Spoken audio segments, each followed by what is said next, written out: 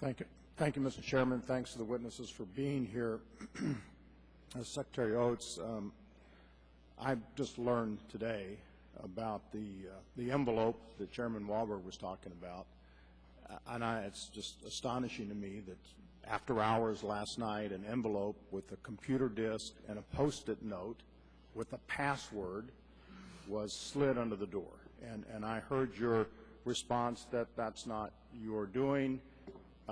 Would it be, could you guess that it would be the Congressional Liaison Office who would have sent somebody over here to slide this under the door? Where would it have come from? My assumption, sir, is that it came from someone who works in OCIA.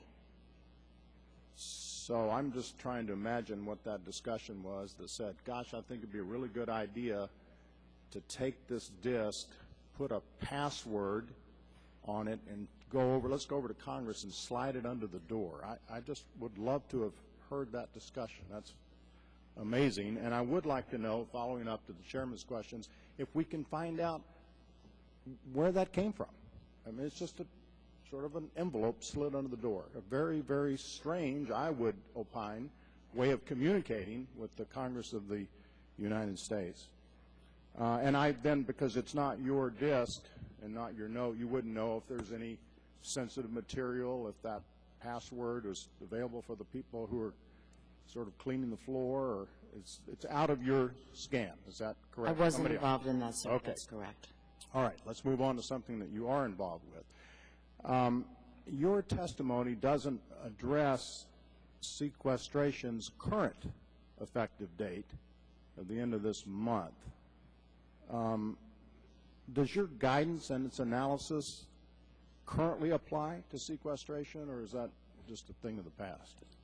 It would apply today, sir, but as we all know, as the ranking member mentioned, there was testimony yesterday. I have no idea when we will get guidance from OMB to begin sequestration plans or what conversations are having with other people. But as of right now, yes, it does apply. And again, the most important thing is any employer who has the specific information should invoke the warn when they have that information.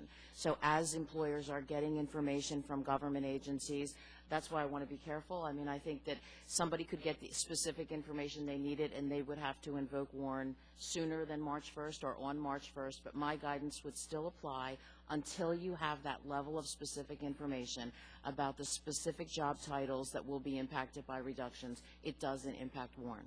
So then, presumably, OMB's guidance, which is based on your guidance, is still applicable. Is that correct? The OMB guidance that they issued, I have no idea what their plans are on that, sir. And so you haven't talked to them about it at all? No, sir. Dark hole. Okay, thank you. I yield back.